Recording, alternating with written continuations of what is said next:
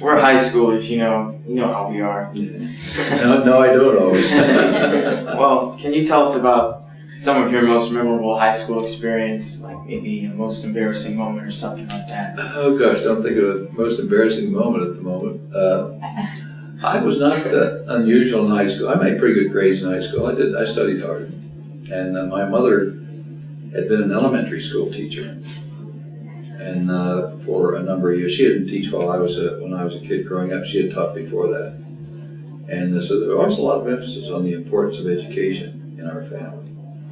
And my dad had only had a sixth grade education, and so he was sort of self-taught, did a lot of reading, and but he too thought it was how important education was.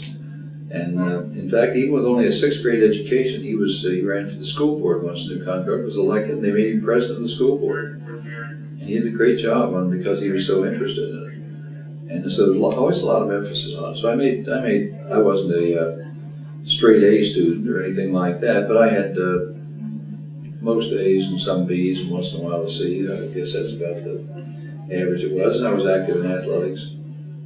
Played basketball, football, and tennis. I was on those teams in high school, and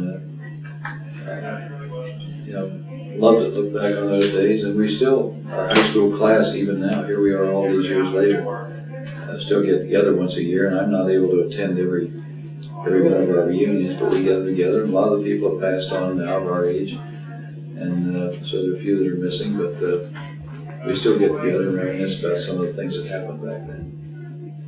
Then during adolescence, as you said, many teens have friendships that lead them down a particular path.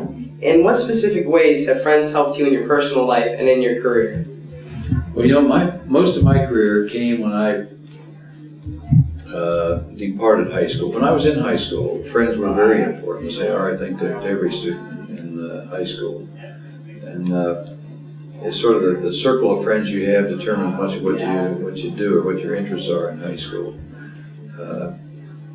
Some of the young people have an interest in some of their interests or their associates in high school, I think, may be determined by some of their interests like photography or language, or you have clubs and things like that, so you get friends in those areas. Others are just people you run into, you like, and they like you. And so you become friends, and I guess that's what most of my friends were there. But probably my closest friend to this day is a man that I started out in flight training with way back right after Pearl Harbor.